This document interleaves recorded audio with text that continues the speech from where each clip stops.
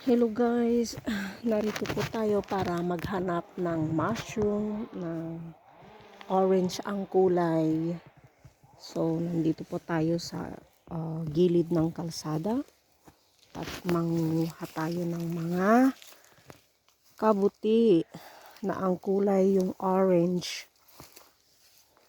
Orange chanterelle, hindi siya yellow chanterelle. Dito sa Spain, ibang klase naman yung mushroom na kukunin ko.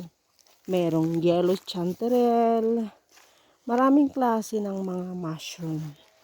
Kaya ngayon guys, ang kukunin ko naman at hahanapin dito sa gilid ng kalsada sa tabing mga dito sa forest mismo ay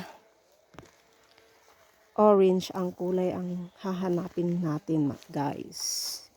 Yan. At maski isa wala pa akong nakita klase ng mga mushroom, but ayun, may nakikita ako.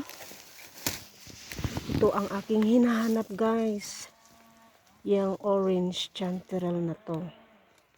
Ito ang aking hinahanap. Yan, meron ng isa. Ayan o. Yan, ang laki oh. Ang laki ng mushroom. Ang nakikita ko guys. Yan ang maraming tumutubo. Ayan guys, ang aking hinahanap. Kumpul-kumpul siya oh. Pero wala, maliliit pa siya. Hindi pa pwede. Ito guys oh. Yan na. Maraming maliliit. Hindi pa nagsisilabas. Ayun, maliliit sila. Punin ko na to. Ito balik natin.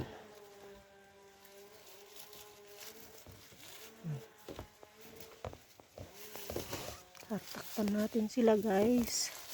Para next ay kukunin natin. Para di sila masira.